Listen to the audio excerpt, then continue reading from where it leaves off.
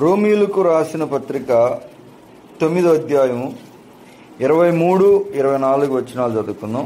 9 మహిమ పొందుటకు ఎవరినైతే దేవుడు అనాది సంకల్పంలో ఏర్పరచుకుని ఎరిగి ఉన్నారో, ఎవరినైతే పిలిచారో ఈ ప్రకారంగా ప్రార్థనకు రండి అని, వాళ్లను దేవుడు పిలిచిన ఉద్దేశం ఏమిటని వాక్యం చెప్తుందంటే మహిమ పొందటానికంట. అంటే దేవుడు మనుషులను గురించి మాట్లాడుతూ ఆయన చెప్పిన మాట ఏమంటే ఘటములు అన్నాడు. ఈ అంశాన్ని బోధిస్తూ ఘటము అంటే ఎవరు? ఘటము అంటే కుండ లేక పాత్ర. పాత్ర ఖాళీగా ఉంటే ఎందుకు పనికిరాదు. పాత్రను చేసింది దాంట్లో ఏదో ఒకటి పెట్టడానికే. పాత్ర రూపము, ఆకారము, ఉద్దేశము దాంట్లో ఏదో ఒకటి పెట్టడానికే చేసిన వాళ్ళు చేస్తారు. దేవుడు నరులను చేసింది పాత్రలుగా అని ఇక్కడ చెప్తున్నారు. పాత్రలో ఏం పెట్టడానికి చేశారు అంటే మహిమ అని ఇక్కడ వివరణ ఇచ్చారు. మహిమ పొందుటకు ముందుగా సిద్ధపరిచిన పాత్రలు కరుణా పాత్ర ఘటములు. అంటే కరుణ చేత దేవుడు కొంతమందిని అనాది సంకల్పంలో ఏర్పరచుకుని తగిన సమయంలో వీళ్ళని నేను నింపుతాను, ఈ తరంలో ఈ ప్రాంతంలో వీళ్ళని నేను నింపుతాను, ఈ కుటుంబాల్లో నుండి వీళ్ళని నేను కరుణ చూపించి నా మహిమ ఇస్తానని సంకల్పంలో ఏర్పరచుకుని పిలిచిన దేవుని ఉద్దేశాన్ని సంఘానికి చెప్తున్నాడు. ఇక్కడ అన్యజనులలో నుండి ఆయన పిలిచిన మనెడల తన మహిమైశ్వర్యము కనపరచవలెనని ఉన్నాయేమి. తన మహిమను, ఆ మహిమ యొక్క ఐశ్వర్యాన్ని యూదులలో నుండి మాత్రమే కాక అన్యుల జనుల్లో కూడా ఇవ్వటాలనుకున్నారు. యూదులకు అదే మహిమ, అన్యులకు కూడా అదే మహిమ. ఈరోజు నా ధ్యానం ఇదే. ప్రభునందు ప్రియులారా, దేవుడు మనల్ని పిలిచింది తన మహిమను నింపటానికి. పాత్రలో ఏదైనా పెట్టుకోవచ్చు. ఇల్లంతా ఊడ్చి చెత్తంతా పాత్రలో పెట్టచ్చు, లేదు పాత్రను ఖాళీగా ఉంచవచ్చు, లేదు పాత్రలో వెండి బంగారాలు వజ్ర వైడూర్యాలు పెట్టచ్చు. ఆ పాత్ర లోపల ఉన్న దానిని బట్టి పాత్ర యొక్క విలువ మారిపోతూ ఉంటుంది. చెత్త ఊడిసి పెట్టామనుకో, ఆ చెత్త ఉన్న పాత్ర విలువ ఏమీ ఉండదు. వాస్తవానికి ఊరికే ఇస్తామని ఎవరు వద్దంటారు. ఖాళీగా ఉన్న పాత్రను కొంచెం విలువ ఇస్తాం. ఎంత విలువ ఉంటుంది ఖాళీ పాత్రకి? మట్టితో చేయబడిన పాత్రలు మనుషులు, ఎందుకంటే మట్టితో చేశాడు కనుక. మట్టి పాత్రకు విలువ ఎంత? మట్టి పాత్రకు విలువ 100 రూపాయలు, 200 రూపాయలు ఉంటుంది. ప్రభునందు ప్రియులారా, మట్టి పాత్ర యొక్క విలువ. అదే ప్రకారంగా పాత్ర లోపల విలువైన వస్తువులు ఉంటే పాత్రకు చాలా విలువ ఎక్కువ. మనం మట్టి పాత్రలమే. మట్టికి ఎంత ఉంటుంది విలువ? కేజీ మట్టికి ఎంత ఖరీదు ఉంటుంది? 70 కేజీల మట్టికి ఎంత ఖరీదు ఉంటుంది? వాస్తవానికి మన ఖరీదు అంతే, ఒట్టి మట్టి అని చూస్తే. కానీ లోపల ఏదైనా విలువైన వస్తువు ఉన్నట్లయితే అప్పుడు ఆ పాత్రకు చాలా విలువ ఉంటుంది. వ్యర్థమైనది ఉంటే ఆ మట్టి విలువ కూడా దానికి ఉండదు. ఈరోజు దేవుడు ఎందుకు పిలిచారు అంటే మహిమతో నింపటానికి పిలిచారని వాక్యం బయలుపరుస్తుంది. ఈ మహిమ ద్వారా ఏం కలుగుతుందని ముందు ఈరోజు మనం ధ్యానం చేద్దాం. మహిమ వలన కలిగే లాభాలేంటి? ఎందుకంటే అది నింపాలని దేవుడు సిద్ధపరిచారంట. ఏం చేసినా చివరికి అది మహిమ అనే ఒక నింపుదల మనలో చూపించడానికే దేవుడు ఏర్పాటు చేశారు. ఆ మహిమ వలన కలిగేదేంటి అని మనం ధ్యానం చేస్తున్నాం. ఎందుకంటే ఇది నింపుకోవాలా వద్దా? మహిమను నింపటానికి దేవుడు పిలిచారు. ఆ మహిమను నింపుకోవటానికి ఏం చేయాలి అన్న విషయం మనం ధ్యానించడానికంటే ముందుగా మహిమ వలన కలిగే లాభం ఏంటి అనే విషయాలు చూస్తే, మొదటి కాండం నిర్గమకాండం 16వ అధ్యాయం 7 వచనం మనం చదివితే 16:7లో మహిమ వలన కలిగే లాభం అక్కడ వివరిస్తున్నాడు. మహిమ వలన కలిగే లాభం ఏమిటి అంటే, మొదటిసారిగా దేవుడు తన మహిమను చూపించినప్పుడు ఆ మహిమను ఎందుకు చూపించారు, మహిమ ద్వారా ఏం చేశారంటే, ఇశ్రాయేలీయులు అరణ్య ప్రయాణంలో సనుక్కున్నారు. ఎందుకంటే మేము ఐగుప్తులో ఉన్నప్పుడు మాంసం తింటా ఉన్నాం, చేపలు తింటా ఉన్నాం. ఈ ప్రయాణంలో మాకు ఏమీ లేదని వాళ్ళు దేవుని మీద కోపాన్ని మోషే అహరోనుల మీద చూపించినప్పుడు మొదటిసారిగా దేవుడు మహిమను చూపిస్తానన్నాడు. మోషే ప్రార్థన చేశాడు, అయ్యా ప్రజలు బాధపడుతున్నారు, సనుగుతున్నారు, మరి ఏం చేయమంటావంటే దేవుడు నా మహిమను చూపిస్తాను అన్నాడు. మహిమను చూపిస్తానని చెప్పి ఆ మహిమ వెలుగు, మహిమ అంటే కనబడని దేవుని శక్తి యొక్క కనబడే రూపం, వెలుగులాగా అగ్నిలాగా మేఘంలో కనిపించింది మొదటిసారి. అది మహిమ కలిగిన లోకం నుంచి వచ్చింది. దేవుడు చూపిస్తాను అని చూపించి మహిమ వలన చేసిన మొదటి కార్యం ఏంటంటే వాళ్ళ అవసరతలు తీర్చారు. దేవునికి మహిమ కలుగును కాక. ఏం తీర్చారు? మహిమ వలన ఏం తీరుతాయి అంటే అరణ్యంలో భూమి లేకపోయినా, పంటలు లేకపోయినా, సేద్యం లేకపోయినా, ఏమీ చేయకపోయినా మహిమ వలన ఆహారం ఇచ్చేశాడు. మహిమ వలన మాంసం కూడా ఇచ్చాడు వాళ్ళకి. మహిమ ద్వారా అనుదిన ఆహారం వాళ్ళకి ఇచ్చాడు. మహిమను చూస్తారు అన్నాడు. పొద్దున్న లేచి చూస్తే మన్నా పడిపోయింది, సాయంకాలం చూస్తే పక్షులు వచ్చి రాలిపోయి ఉన్నాయి. నా మహిమను చూపిస్తాను. ఏమిటి నీ మహిమ వలన కలిగే లాభం అంటే అనుదిన ఆహారం, పోషణ దేవుడు ఇచ్చాడు. అంటే వాళ్ళ అవసరతలు, వాళ్ళ అక్కర్లు ఏమైతే ఉన్నాయో, దేనినైతే వాళ్ళు ఉంటే తప్ప జీవించలేరో అవి మొదటిగా దేవుడు తన మహిమను ఇచ్చాడు వాళ్ళకి. అది మహిమను ఇచ్చిన మొదటి ప్రత్యక్షత. మహిమను చూపించి ఆ మహిమ ద్వారా చేసిన కార్యం ఏంటంటే వాళ్ళ అవసరతలు, అక్కర్లు తీర్చేశాడు. అది 40 సంవత్సరాలు చేశాడు ఆగకుండా. 40 సంవత్సరాలు ఇదే చేస్తూ వచ్చాడు దేవుడు. నా మహిమ చూపిస్తానన్నాడు. మీరు సనుగుతున్నారు, బాధపడుతున్నారు. ఇప్పుడు నా మహిమ చూడండి, నేనేం చేస్తాను. ఏం చేస్తావంటే ఆశ్చర్యకరంగా ఆహారం భూమిలోంచి రాకుండా ఆకాశంలోంచి వస్తుంది. మహిమ కార్యం అది ప్రభునందు ప్రియులారా. ఇది మొదటి కార్యం. మహిమ వల్ల అవసరతల అక్కర్లు దేవుడు తీర్చాడు. అనుదిన జీవానికి సంబంధించి అంటే మహిమ నిండితే నాకేం వస్తుంది అని ప్రశ్న వేసుకుంటున్నాం. దేవుడు డబ్బు ఇస్తే ఉపయోగం, పొలం ఇస్తే ఉపయోగం, జ్ఞానం ఇస్తే ఉపయోగం, అధికారం ఇస్తే ఉపయోగం. నాకు అయి కావాలంటే దేవుడు అయి కాదు, మహిమని ఇస్తానన్నాడు. అంటే వీటన్నిటికంటే మహిమ గొప్పదా అంటే మహిమ వల్ల కలిగేదేంటో చూస్తే తెలుస్తుంది దీనికి జవాబు, ఏది శ్రేష్టమైనదని. మహిమ వల్ల ముందు ఆహారము, నీరు, వాళ్ళ అవసరతలు అన్నీ కూడా తీరుతూ వచ్చినాయి. ఆహారం మాత్రమే కాదు, ఆరోగ్యం కూడా ఇచ్చాడు. ఎవరికి కూడా కాలు వాయలేదంట, ఎవరికి కూడా ఏమీ కలగలేదు. మహిమ మొదటి మేలది. తర్వాత మరలా మహిమను ఎప్పుడు చూపించాడంటే నిర్గమకాండము 24వ అధ్యాయము 16, 17, 18 వచనాలు చూడండి. 16, 17, 18 వచనాలు. 40 రాత్రులు 40 పగళ్ళు ఉండెను. మహిమ వలన కలిగే రెండో ఉపయోగం ఏమంటే ప్రభునందు ప్రియులారా, శరీర సంబంధమైన ఏ అవసరతలు కూడా కష్టం కలగకుండా. మోషేకి 40 రోజులు ఆకలి లేదు, మోషేకి 40 రోజులు దాహమే లేదు, మోషేకి 40 రోజులు నిద్ర రాలేదు, మోషేకి 40 రోజుల సమయము తెలియలేదు. మహిమలోనికి వెళ్ళాడు. మహిమలోకి వెళ్ళినప్పుడు శరీరం ప్రవర్తించాల్సిన రీతిగా ప్రవర్తించకుండా ఇంకొకలా ప్రవర్తిస్తుంది. అంటే శరీర అవసరతలు, శరీర బలహీనతలు, శరీర సంబంధమైన కోరికలు, శరీర సంబంధమైన ఆటంకాలు అన్నీ కూడా ఏమైపోయినాయి? మహిమలో పనిచేయకుండా అయిపోయింది.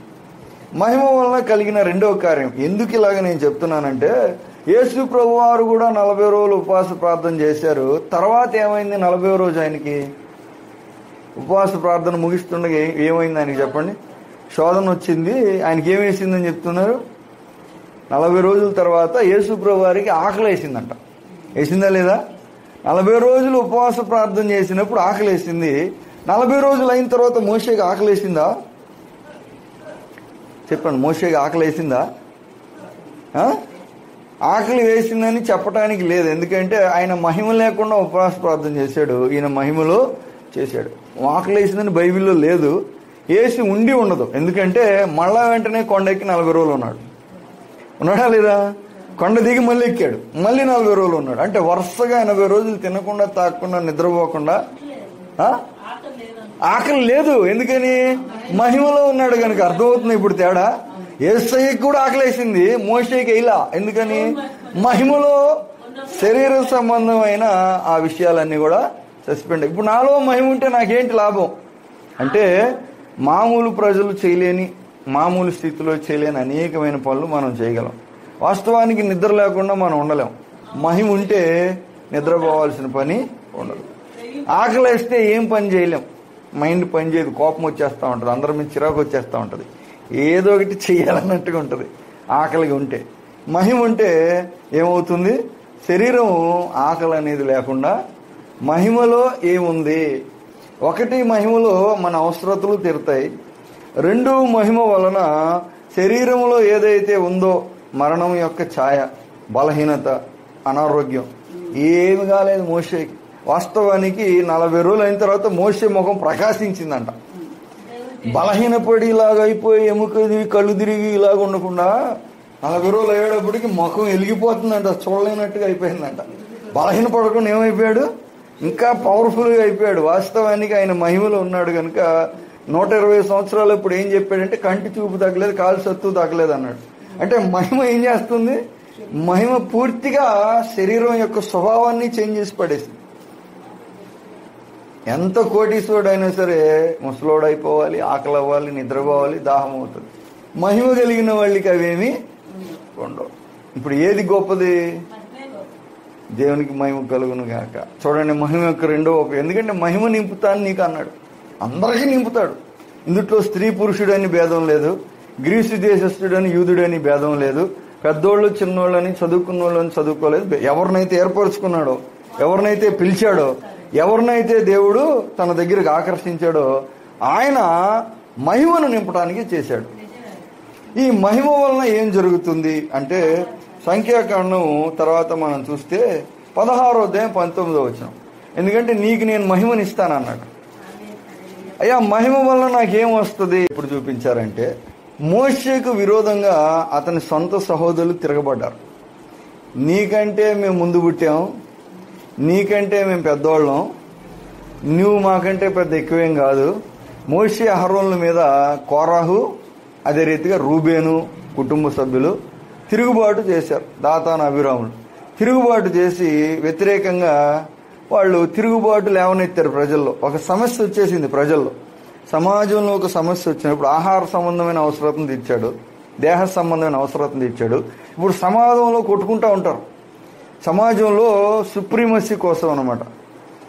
మేము పెద్దగా ఉండాలి, మాదే చెల్లాలి, మా మాట నెగ్గాలి, అందరూ మా మాట వినాలి, లోబడాలని ప్రతి సమాజంలో ఉంటుందన్నమాట. ప్రతి సమాజంలో ఒక ఊరు మీద పట్టు కోసం ట్రై చేస్తూ ఉంటారు, రాష్ట్రం మీద పట్టు కోసం ట్రై చేస్తూ ఉంటారు. రకరకాలుగా ప్రజలు 10 మంది ఒక చాటు ఉంటే వాళ్ళల్లో ఒక వ్యక్తి నాయకుడిగా ఉండటానికి ప్రయత్నం చేస్తూ ఉంటాడు. ఇలాగా ఇక్కడ ఒక సమస్య ఎదురైనప్పుడు సమాజంలో మహిమ వలన దేవుడు దాన్ని పరిష్కరించాడు. దేవుడు ఏమని చెప్పారంటే తిరుగుబాటు చేసి అందరూ మీరే ఆరాధన చేయాలి, మేము చేయకూడదా? మీరే నడిపించాలి, మేము నడపకూడదా? మీరు ఎక్కువేంటి అని ప్రశ్న ఎదురైనప్పుడు దేవుని మహిమ మేఘంలో కనిపించింది. మేఘంలో కనిపించి ఆ మహిమ ద్వారా దేవుడు ఏం చేశారంటే నాయకుడు ఎవరు, నడిపించవలసింది ఎవరు అంటే సమాజంలో ఏది దేవుని క్రమము అనేది మహిమ ద్వారా బయలుపరిచారు. తీసుకొచ్చారు ధూపార్తులు. మేము ధూపం వేస్తాం, మేము కూడా చేస్తాం, మీరు ఎక్కువేం కాదు, అందరిలో ఉన్నాడు, అందరితో మాట్లాడి అందరికి కనపడుతున్నాడు, అందరికి తెలుసు, మీరు ఎక్కువేం కాదు అన్నారు. అప్పుడు మహిమను చూపించి మహిమ తర్వాత దేవుడు ఏం చేశారంటే సమాజం యొక్క స్థితిగతులను సెట్ చేసాడు అన్నమాట. ఎలా ఉంటే వాళ్ళు దీవింపబడతారు అని, ఎవరి పైన, ఎవరి కింద, ఎవరి ముందు, ఎవరి వెనక, ఎవరి పని ఏంటి, ఎవరిది ఏది కరెక్ట్ అని మహిమ ద్వారా దేవుడు ఏం చేశాడు? సమాజం యొక్క స్థితిగతులను సరిచేశారనమాట. దేవునికి మహిమ కలుగును గాక. మహిమ వలన ఈ మూడో ఉపయోగం, ఎవరిలో ఎంత ఎక్కువ మహిమ ఉంటే అంత ఎక్కువగా వాళ్ళు అధికారాన్ని, నాయకత్వాన్ని వాళ్ళు కలిగి ఉండాలి. మహిమను బట్టి, కుటుంబాన్ని బట్టి కాదు, పుట్టుకను బట్టి కాదు, చదువును బట్టి కాదు, బలాన్ని బట్టి కాదు, బలగాన్ని బట్టి కూడా కాదు. నువ్వు ఒక్కింటోడివిరా, మా 50 ఇళ్ళు ఉన్నాయి మా ఊర్లో అన్నా నీ మహిమే లెక్క. ఇల్లు ఎన్నున్నా కానీ దేవుడు చెప్పాడు, అర్థం చేసుకోండి, లోకం వేరు, దేవుని యొక్క బిడ్డలు వేరు. ఇక్కడ మహిమ అనేదే కొలత, మహిమ అనేదే తీర్మానం. మహిమ వాళ్ళలో ఉంది కనుక సెట్ చేశాడు, వీళ్ళు చేయాలి ఇలాగ. సో మహిమ ప్రత్యక్షత ఏంటంటే సమాజాన్ని తగిన రీతిగా దేవుడు సరిచేసి తన మహిమను, మహిమ ఉంటే ఉపయోగం అది. తర్వాత మహిమ వల్ల ఏం కలుగుతుంది? ఎందుకంటే పిలిచాడు, మనకేమిస్తాడు? పిలిస్తే దేవుని దగ్గరికి వస్తే నాకేం వస్తుంది అంటే దేవుడు చెప్తున్నాడు నీకు మహిమ వస్తుంది అంటున్నాడు. మహిమ వల్ల నాకేం వస్తుంది అంటే 4వ లాభం ఏమిటి చూడండి. సంఖ్యాకాండం 23వ అధ్యాయం 11-12 వచనాలు. 23 అధ్యాయం 11. ఇశ్రాయేలీలో దేవుని మహిమ ఉంది. ఇశ్రాయేలీలు మందస్సం మీద మహిమను తెచ్చుకొని ఆ మహిమను పెట్టుకొని ప్రయాణం చేస్తూ ఉన్నారు. అయితే శత్రువులు ఏం పన్నాగ వేశారంటే, బాలాకు రాజు బిలామును పిలిపించాడు. అతను మంత్రగాడు, తంత్రగాడు, చేతబడులు చేసేవాడు, శాపాలు పెట్టేవాడు, కట్లు కట్టేవాడు. అతన్ని పిలిపించాడు. ఈ ప్రజలను నువ్వు శపించాలి, వీళ్ళని నువ్వు ఓడించాలి, వీళ్ళని నువ్వు బంధించాలి, వీళ్ళని నువ్వు నాకు లోపరచాలి అంటే అప్పుడు ఏం జరిగింది? వచ్చినోడు రాజు డబ్బులు ఇచ్చి పిలిపించి, రాజు బలిపీఠం కట్టి, బాలాకు రాజు గొర్రెలు నరిపించి అన్ని దహన బలి ఇచ్చిన తర్వాత ఆ మంత్రగాడు ఏం చేశాడంటే వాళ్ళను విపరీతంగా ఆశీర్వదించేశాడు. నోరు తెరిస్తే ఏమైపోయింది? మహిమ ఇతను పలకాలన్నది పలకకుండా ఇతనికి వ్యతిరేకంగా పలికిచ్చేసింది. మంత్రగాడికి మైండ్ పనిచేయాల. మంత్రగాడి నోరే పనిచేస్తుంది కానీ మంత్రగాడికి మైండ్ పనిచేయట్లా. ఏం పలుకుతున్నాడో తెలియదు, పలికేశాడు. రాజుకు మైండ్ పోయింది. నేను శపించమంటే నువ్వు దీవించావేంటి అంటే నన్ను ఏం చేయమంటావయ్యా? నేను నోరు తెరిచింది శపించటానికే, కానీ బయటికి ఏమొచ్చింది? ఆశీర్వాదం వచ్చింది. ఎందుకు వచ్చిందో నాకు తెలియదు అన్నాడు. ఎందుకు వచ్చిందో నాకు తెలియట్లేదు. ఎందుకు వచ్చింది అలాగా? సరే ఒక పని చేద్దాం, మళ్ళీ అటేపు వెళ్ళి మళ్ళీ ట్రై చేయ అన్నాడు. మళ్ళీ ఇప్పుడు డబ్బులు ఖర్చు పెట్టింది ఎవరు? బలిపీఠాలు కట్టింది ఎవరు? బలులు అర్పించింది ఎవరు? రాజుగారి డబ్బులు చేసిందేమో మంత్రగాడు. దీవెన ఎవరికి వెళ్ళింది? దీవెనేమో ఇశ్రాయేలీకి వెళ్ళింది. ఎందుకు వెళ్ళింది? ఎందుకంటే ఇశ్రాయేల్ ఏముంది? మహిమ ఏం చేస్తుందంటే చేతబడి శక్తులు, మాంత్రిక తాంత్రిక శక్తులను పనిచేయకుండా పూర్తిగా రివర్స్ చేసి పడేసింది. మహిమ వాళ్ళలో ఉంది కనుక, మహిమ ఉంటే నాకేమవుతుంది అంటున్నాం మనం. ఆల్రెడీ మహిమ యొక్క శక్తి వాళ్ళు చూశారు. ఆ మహిమ వీటిని పనిచేయకుండా చేసింది. పనిచేయకుండా చేయటమే కాదు, పూర్తిగా ఆపోజిట్గా పనిచేసేలా చేసింది. శాపించటానికి బదులుగా అతను దీవించిపోయాడు. 3 సార్లు దీవించేశాడు. ఇక వద్దయా నువ్వు శపించొద్దు, దీవించొద్దు అంటే లేదు లేదు ఇంకొక మాట చెప్తాను నేను అన్నాడు. మళ్ళీ 4వది ప్రవచనం కూడా చెప్పి వెళ్ళిపోయాడు. నక్షత్రం పుడుతుంది అన్నాడు. యేసు ప్రభు గురించి మొట్టమొదటిగా చెప్పింది ఆయనే. వీళ్ళు ప్రవక్తలు చెప్పలా. బిలాం వచ్చి నక్షత్రం పుడుతుందని చెప్పిపోయాడు. మహిమ ఏం చేసింది? శాపాన్ని ఆశీర్వాదకరంగా మార్చేసింది. శపించే నోటిని దీవించే నోటిగా మార్చేసింది. శత్రువులు ఏమైపోయారు? శత్రువులు కలిసి వచ్చేలాగా చేసేసింది. మహిమ యొక్క 4వ ఆశీర్వాదం అది ప్రభునందు ప్రియులారా. మహిమిస్తాను అన్నాడు. మహిమను పెట్టుకుంటే వాళ్ళు ఏమయ్యారో ఒకసారి మనం ఆలోచన చేద్దాం. ఇంకా మహిమ వలన కలిగే లాభం ఏంటి అంటే 1 సమూయేలు 5వ అధ్యాయం 1 నుంచి 4 వరకు మీరు చదవండి. 1 సమూయేలు 5వ అధ్యాయం 1 నుంచి 4 వరకు. పంపిస్తానని చెప్పాడు. వీళ్ళు ఇన్లా వినకుండా మేము బాగానే ఉన్నాం, మేము కరెక్ట్గానే ఉన్నాం అన్నట్టుగా పాపం చేస్తూ వెళ్ళారు. పాపం చేయటం వల్ల దేవుడు ఏం చేశాడంటే శత్రువులకి వీళ్ళ మీద విజయం ఇచ్చేశాడు. ఈ ఓడిపోయారు, వాళ్ళు గెలిచారు. వాళ్ళు ఏం చేశారు? మేము గెలిచాం కదా అని చెప్పి మందస్సం బంగారంతో చేయబడింది. అదంతా బంగారం కాబట్టి మాకు అది దోపు సొమ్ముకు ఉపయోగపడుతుందని తెలియకుండా దాన్ని ఎత్తుకొని తీసుకెళ్లి దాగోను గుడిలో పెట్టారంట. దాగోను గుడిలో పెడితే పొద్దున్న లేచేటప్పటికి ఏమైంది? దాగోను బోర్లా పడిపోయి ఉన్నాడంట. అంటే దాగోను పడతాడు కానీ తిరిగి లేపుకోలేడు తను తాను. వాళ్ళు వచ్చి లేపారు ఆయన. అంటే దాగోన్ని వాళ్లే లేపాలి. దాగోను తను తాను లేపుకోలేడు. ఆయన గుళ్ళో ఆయన బోర్లా పడిపోయాడంట దేవత. ఎందుకు పడిపోయింది? ఎందుకంటే మందస్సంలో ఏముంది? మందస్సంలో దేవుని మహిమ ఉంది కనుక మహిమ ముందు మంత్రగాడు ఫెయిల్ అయిపోయాడు. శక్తులు కూడా ఏమైపోయినాయి? ఆ దేశం మొత్తానికి దేవత అది. ఆ దేశమే దాగుంది. ఆ దేశంలోనికి మహిమ కలిగిన మందస్సాన్ని రాకుండా ఆ దేవత ఆపలేకపోయింది. ఒకవేళ తెలుసుంటే మహిమ రాకుండా ఆపుకొని ఉంటే దాని పరువు మిగిలేదు. ఆపుకోలేకపోయింది. మరి చెప్పలేదా? ఆ యాజకులకి చెప్పలేదా? లేకపోతే చెప్పిన యాజకులు ఏం లేదా మనకైతే తెలియదు. కానీ తెచ్చి మందస్సాన్ని లోపల పెట్టుకున్నారు. బోర్లా పడిపోతే లేపి నించోబెట్టారు. 2వ రోజు వచ్చేటప్పటికి ఈసారి తలకాయ నరికేశారంటే అరచేతులు కూడా నరికేశారంటే బోర్లా పడిపోయి ఉందంట. ఎందుకని? మహిమ ఎక్కడైతే ఉంటుందో అక్కడ శక్తులన్నీ ఏం చేయాలి? శక్తులన్నీ వచ్చి సాగిలపడాలి. అటు పరువు మొత్తం తీసేసి వెళ్ళిపోయింది.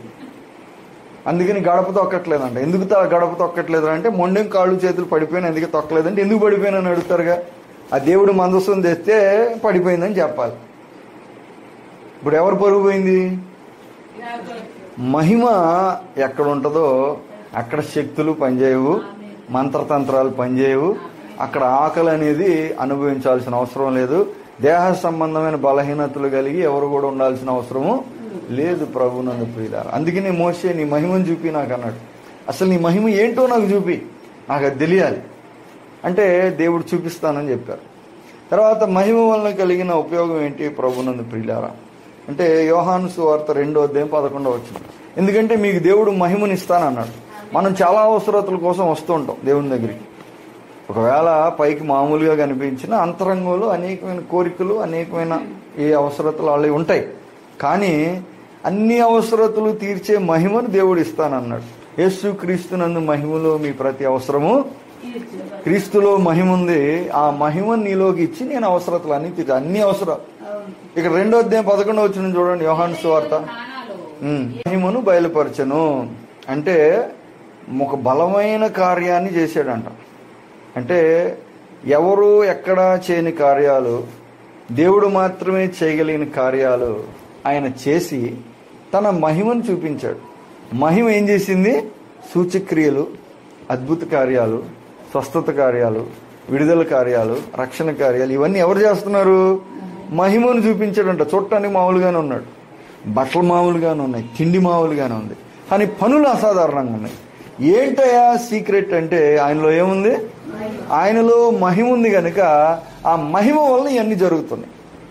అదే మహిమను ఇప్పుడు నీకు నాకు ఇస్తానంటున్నాడు దేవుడు. అదే ఆయన ఇస్తానని. మహిమను మీకు ఇచ్చి ఉన్నాను, తండ్రి నాకు ఇచ్చిన మహిమను మీకు నేను ఇచ్చి ఉన్నాను అన్నాడు శిష్యులతో. మా పాత నిబంధనల సమస్య ఏంటంటే మహిమ ఎంతో గొప్పదో వాళ్ళకి తెలుసు, కానీ మహిమను పెట్టుకోవటం అంత తేలికైన విషయం కాదు. మహిమను పెట్టుకోవాలంటే ఒక ప్రత్యేకమైన గుడారం కానీ, ఒక ప్రత్యేకమైన రకమైన మందిరం కానీ వాళ్ళు కట్టాలి. అప్పుడు మహిమ వచ్చింది. ఆ మహిమ ఎంత పవర్ఫుల్ అంటే మోషే కూడా మహిమలోకి వెళ్ళలేకపోయాడంట. కొండ మీద మహిమలోకి వెళ్ళాడు, కానీ దేవాలయంలో ఎప్పుడైతే ప్రతిష్ఠించగానే మహిమ వచ్చిందో మోషే కూడా ప్రభావంలోకి వెళ్ళలేకపోయాడు. ఏది భూమి మీద మహిమలోకి వెళ్ళలేకపోయాడు. ఎవరు? కొండ మీద ఎక్కిన మోషే. కొండ మీద మహిమలోకి వెళ్ళిన మోషే భూమి మీద గుడారంలోకి వెళ్ళలేకపోయాడు. మహిమ అక్కడ దాకా వచ్చింది అని ఎక్కువ కాలం లేదు, పోయింది. మరలా సొలొమోను దేవాలయంలో దావీదు మహారాజు, సమూయేలు వీళ్ళందరూ ముగ్గురు కష్టపడి కడితే అక్కడ కూడా మహిమ వచ్చింది. అక్కడ కూడా యాజకులు వెళ్ళలేకపోయారండి. అయితే మహిమ అక్కడ దాకా వచ్చింది కానీ ఎక్కువ కాలం ఉండట్లేదు. అక్కడేమో దేవాలయాలు ఉన్నాయి, మహిమ ఉండట్లేదు. కొత్త నిబంధనకు వచ్చేటప్పటికి ఏమైంది? యేసు ప్రభువారు తాను మహిమతో నింపబడి తన మహిమను లోకానికి ఇచ్చేశాడు. మహిమ కలిగిన ఆత్మ, మహిమ కలిగిన వార్త అని ఉంది, మహిమ కలిగిన వాక్యము అని ఉంది. కొత్త నిబంధన సమస్య ఏంటంటే మహిమ ఉంది కానీ ఇప్పుడు దేవాలయాలు లేవు. హల్లెలూయా. అప్పుడు దేవాలయం ఉంది, మహిమ ఉందిలా. ఇప్పుడు మహిమ ఉంది, మహిమను పెట్టుకోగలిగిన దేవాలయాలు లేరు. ఎందుకంటే మీరే దేవాలయం అన్నాడు కదా. మహిమ ఉంది కానీ ఇప్పుడు దేవాలయాలు కావాలి ఆయనకి. యేసు ప్రభు వారు తన మహిమను ప్రత్యక్షపరిచారు. అదే రీతిగా గెత్సేమని తోటలో చివరి రోజు ప్రార్థన చేస్తూ ఏమన్నాడంటే, నీ జగత్తు పునాది వేయబడక మునుపు నీ దగ్గర ఏ మహిమ ఉందో ఆ మహిమ నాకు ఇవ్వని ప్రార్థన చేశాడు. ప్రార్థన చేసి ఆమేనని లేవగానే యోధ సైనికులు తీసుకుని వచ్చాడు. కత్తులు అవన్నీ తీసుకుని పెద్ద పెద్ద బాడీ బిల్డర్లు అందరూ వచ్చి ఎవరిని ఎతుకుతున్నారు అన్నాడు. వాళ్ళు నజరేయుడైన యేసునంటే నేనే అనగానే ఎట్టోడో ఎగిరి కింద పడ్డా. ఎందుకు పడ్డారు? మహిమ అడిగాడు, మహిమ ఇంట్లోకి వచ్చేసింది. ఆ మహిమ ఎప్పుడైతే వచ్చేసిందో మాట పలికితే ఎట్టోడో అవుట్ అయిపోయారు. శత్రువులు వాళ్ళు నమ్మేవాళ్ళు కాదు, విశ్వాసులు భక్తిపరులు కాదు. వాళ్ళు కత్తులు పట్టుకుని యుద్ధాలు, ఫైటింగ్లు, ఎక్సర్సైజులు చేసేవాళ్ళు. వాళ్ళు పట్టుకోటాకు వచ్చి నేనే అనగానే ఎట్టోడో అవుట్ అయిపోయాడు. మహిమ ఏంటి అసలు? ఆ మహిమను చూసినప్పుడు పేతురు, యోహాను, యాకోబులు ఆశ్చర్యపోయారు. మహిమలో దేవుడు మాట్లాడి వెళ్ళిపోయాడు. మోషే, ఎలియా వచ్చి కొండ మీద మహిమ వలన వస్త్రాలు తెల్లగైపోయినాయి అంట. ఏం కలర్ బట్టలు వేసుకున్నాడు యేసు ప్రభు తెలియదు, కానీ మహిమ వచ్చినప్పుడు బట్టలు ఏమైపోయినాయి? వస్త్రాలు తెల్లగైపోయినాయి అంట. మహిమ దేవుడు నింపటానికి నిన్ను నన్ను పిలిచాడు. మహిమ వలన ఏం ఆశీర్వాదాలు ఉన్నాయో చూసాం. ఫైనల్ ఒక మాట చెప్తా, తర్వాత మీరు తీర్మానం తీసుకోండి మహిమ కావాలో వద్దాం. చివరిగా మహిమ వల్ల నీకేం దొరుకుతుందంటే రోమాపత్రిక 6వ అధ్యాయం 4వ వచనం చూడండి. 6:4 రోమ 6:4 పిల్లల నుండి ఎలాగూ లేపబడినో అంటే యేసు ప్రభు వారు మరణాన్ని జయించింది ఇప్పుడు దేని ద్వారా? దేని ద్వారా? మరణాన్ని జయించటానికి ఏం కావాలి? మహిమ కావాలి. మహిమ ఉంటే మాంత్రికుని జయిస్తావు, చీకటి శక్తిని జయిస్తావు, రోగాన్ని జయిస్తావు, శరీర బలహీనతను జయిస్తావు, లోకం యొక్క అవసరతలు అక్కడ నువ్వు జయిస్తావు, అజ్ఞానాన్ని నువ్వు జయిస్తావు, భవిష్యత్తులో అంధకారాన్ని నువ్వు జయిస్తావు. ఫైనల్గా దేన్ని జయిస్తావు అంట? మరణాన్ని కూడా మహిమ ద్వారానే జయించాలి. హల్లెలూయా. ఆ మహిమ కలిగిన లోకంలోనికి వెళ్ళాలి అంటే ఎక్కడ నువ్వేమైపోవాలి? ఇక్కడ నువ్వు మహిమతో నింపబడాలి. ఆ మహిమతో నింపబడినప్పుడు మరణం మీద కూడా నీకు విజయం కలుగుతుంది. ఆ మహిమను దేవుడు నీకు నేను ఇస్తాను అంటున్నాడు. అయితే ఈ మహిమను పొందటానికి కొంచెం మనం వివేకం కలిగి ఉండాలి. ప్రభునందు ఇన్ని దీవెనలు ఉన్నాయి కానీ ఇక్కడ మహిమతో ఉన్నవాళ్ళు మహిమలోకి వెళ్ళలేపారు. అవునా? మోషే మహిమలోకి వెళ్ళలేపాడు, యాజకులు మహిమలోనికి వెళ్ళలేపారు, యేసు ప్రభు మహిమను ఎవరు కూడా నిలవలేకపోతున్నారు. మరి ఇక్కడ భూమి మీద మహిమలోనే నిలవలేకపోతే ఎవరు? మోషే అంతటోళ్ళు, యాజకులు అంతటోళ్ళు. ఆ మహిమ కలిగిన లోకంలోనికి మనం ఎలాగెళ్తాం?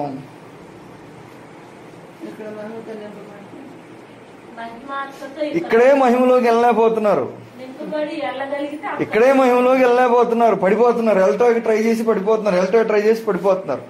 ఇక్కడ మహిమలోకే మనుషులు వెళ్ళలేకపోతే గొప్ప గొప్ప వాళ్ళు మరి ఆ మహిమ కలిగిన లోకంలోనికి ఎలాగెళ్తారు?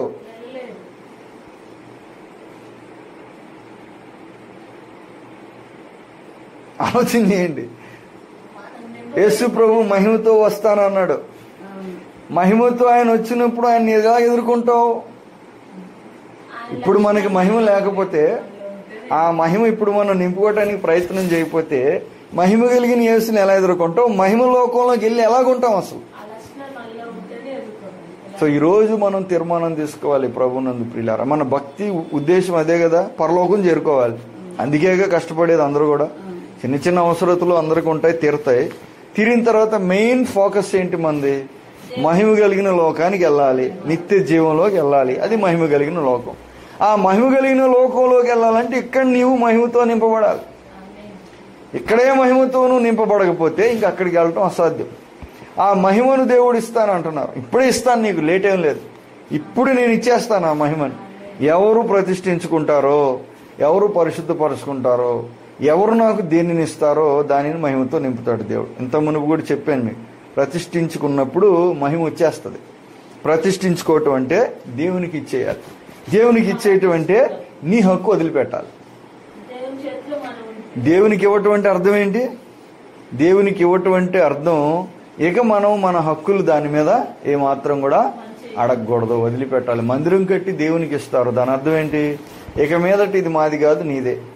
అంటే నీ ఇష్టం వచ్చినట్టు నువ్వు వాడుకో, మా ఇష్టం ఏమి ఇక్కడ లేదు అని అర్థం. అలా ఇచ్చినప్పుడే మహిమ వస్తుంది. అలా ఇవ్వకపోతే మహిమ రాదు. ఎందుకు రాదు? ఎందుకు రాదు అంటే దేవుడు ఎల్ ఎల్యాన్ అన్నాడు. అంటే అర్థం ఏంటి? సర్వోన్నతుడు. అంటే దాని అర్థం ఏంటి? సర్వాధికారి కూడా, సర్వోన్నతుడు కూడా. రెండిటి అర్థం ఒకటే.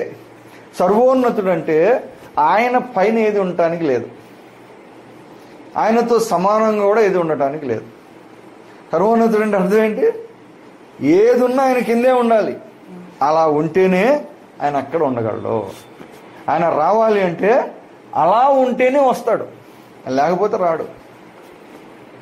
అధికారం నాది కానీ నువ్వు రావాలంటే కుదరదు. సర్వోన్నతుడు అంటే అలా ఆయన ఉండగలిగిన చోటుకు ఆయన వస్తాడు. అది ఆయన స్వభావం, అది ఆయన లక్షణం, అది ఆయన హక్కు, అది ఆయన అధికారం. అర్థమవుతుందమ్మా? కరెంటు సప్లై 1,00,000 వోల్టేజ్లు ఉన్నా మనం చెక్కకి కనెక్షన్ ఇచ్చామనుకో, సప్లై అవుతుందా? సప్లై అవ్వదు. చెక్కలోకి వెళ్తుందా కరెంటు? ఎందుకు వెళ్ళదు? ప్లాస్టిక్లోకి వెళ్తుందా? మట్టిలోకి వెళ్తుందా? రాయిలోకి వెళ్తుందా? అది ఎన్ని లక్షల వోల్ట్లు ఉన్నా అది సరిగా ప్రవహించటానికి తగిన మాధ్యమం ఉండాలి.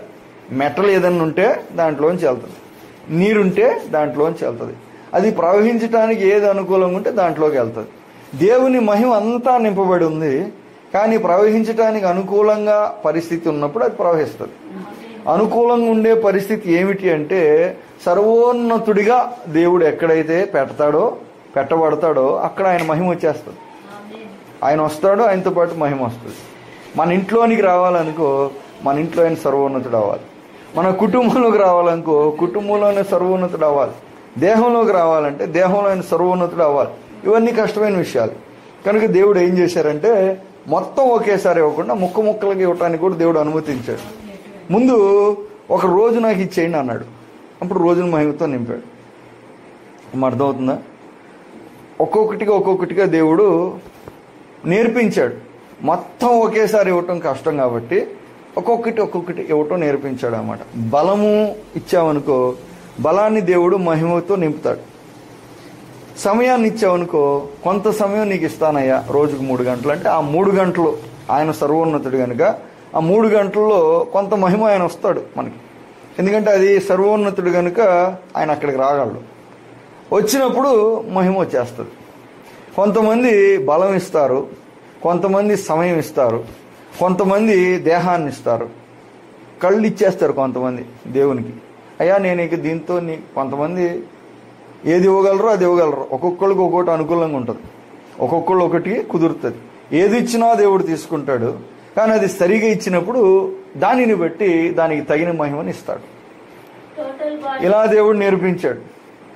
ఒక్కొక్కటి ఇచ్చినా తీసుకుంటాడు, మనకి ఎంకరేజ్మెంట్ కోసం. ఇంకా నువ్వు ఇవ్వాలని, ఇంకా నీకు అనుభవంగా తెలియాలని. ఒకేసారి ఇవ్వలేంగా, మొత్తం ఒకేసారి ఇవ్వటం కష్టం కనుక ఇచ్చినా మంచిది. ఎవరైనా కొంతమంది ఇవ్వగలిగితే ఇవ్వచ్చు, అది కూడా. కానీ దేవుడు క్రమక్రమంగా నేర్పించాడు అనమాట. ఒక్కొక్కటైనా నాకు ఇవ్వండి, అప్పుడు ఒక్కొక్కటి మహిమతో నిండుతూ ఉంటుంది.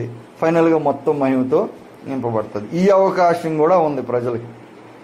మహిమ కలిగిన లోకంలో వెళ్ళటానికి మహిమరాజు లోకానికి వచ్చి తన మహిమను ఇక్కడ విడిచిపెట్టి మహిమ కలిగిన పాత్రలుగా మనల్ని సిద్ధపరిచి ఆ మహిమ యొక్క అద్భుతకరమైన ఆశీర్వాదాలను కూడా బయలుపరిచి ఇప్పుడు అడుగుతున్నాడు, నీవు మహిమతో నింపబడాలని కోరుకుంటున్నావా లేదా? 2 కుర్రోళ్ళు వచ్చారు నా దగ్గరికి, 3 వచ్చారు. ఆకలి అవుతుంది, దాహం అవుతుంది పాస్టర్ గారు అన్నారు. అబ్బో ఎంతో దాహం అవుతుందండి, అసలు మాకు దాహం తట్టుకోలేకపోతున్నాం, నోరు ఎండిపోతుంది, నిజంగా కళ్ళు కూడా తిరిగిపోయినాయి, నీళ్లు లేక చాలా దాహం అవుతుంది అన్నారు. నేను అన్నా, ఇగో కొండలో నీళ్ళు ఉన్నాయి, తాగండి అన్న. ఒకడు పోయి గవగవ తాగాడు. 2 నిజంగా ఎంతో దాహంగా ఉందండి, మాకు అసలు చెమటలు పెట్టిపోతున్నాయి, అమ్మో అసలు నోరు జ్వరం వచ్చినట్టు అయిపోయింది, ఇదే చెప్తున్నారు కానీ తాగట్లా. ఒకడు తాగాడు, 2 తాగట్లా. దాని అర్థం ఏంటి? దాహం ఉందనా లేదనా? తాగలేదంటే అర్థం ఏంటి? తాగలేదంటే దాహం లేదని అర్థం. పేరుకే అంటున్నాడు కానీ నిజానికి దాహం లేదు. నిజంగా ఆకలి ఉంటే ఏదైనా చూపెడితే తింటారు పోయి. నిజంగా నీకు మహిమను పొందాలని కోరుకుంటే ఇప్పుడు నేను చెప్తున్నాను ఒకటి, ఇలా చేయండి అని చేస్తే నీకు నిజంగా దాని మీద కోరిక ఉన్నట్టు. చేయట్లేదంటే నిజంగా నీకు దాని మీద అంతేగా అర్థం. దేవుడు చెప్పాడు, నాకు ఇచ్చేయండి ఏదైనా, అప్పుడు మహిమ వస్తుంది లేదో చూడన్నాడు. నువ్వు మహిమ కావాలని కోరుకుంటున్నాను, మహిమ ఉంటే బాగుంటుంది అనుకుంటున్నాను, మహిమ ఇస్తే నాకు ఎంతో సంతోషం అని మహిమ కోసం ప్రార్థన చేస్తున్నాను అంటాం ఒక ఎత్తు. అక్కడ ఉన్నదానిని నువ్వేం చేయాలో అది చేస్తే ఏం రావాలో అది వస్తుందని చెప్పినప్పుడు అది చేయకుండా ఉంటే నిజంగా అది లేనట్లే అర్థం. కనుక ఇప్పుడు తీర్మానం తీసుకోండి ప్రభునందు ప్రియులారా. దేవుడు అంటున్నాడు, నా మహిమను మీకు ఇచ్చాను, అయితే దానిని తీసుకోవటానికి మీరేం చేయాలి? దానికి తగిన పన్ను చేయాలి. అంటే నన్ను సర్వోన్నతునిగా సర్వాధికారిగా ఎక్కడ పెట్టినా దేంట్లో పెట్టినా అది నా మహిమను పొందుకుంటుంది. ఎక్కడ పెట్టకపోతే అక్కడ నా మహిమ రాదు, వచ్చినా ఉండదు.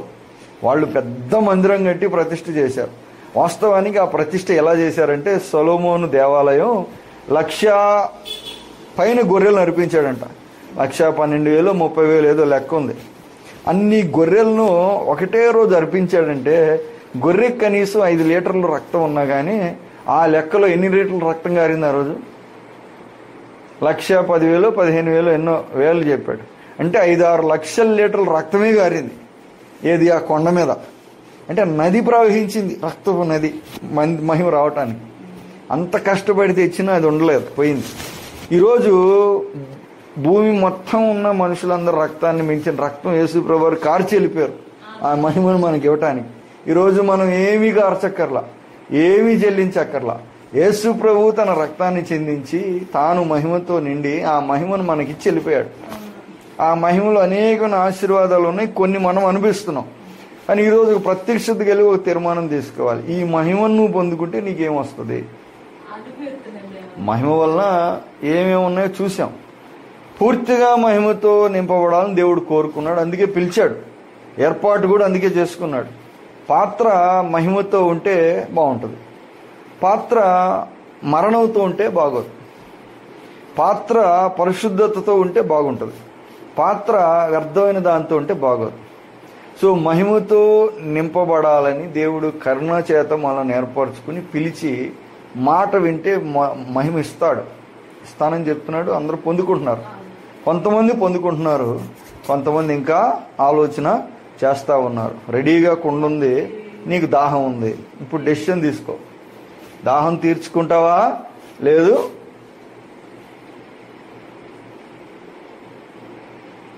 ఒక తీర్మానం తీసుకొని మహిమను పొందడానికి ఏం చేయాలో అంటే దానిని దేవునికి అప్పగించాలి.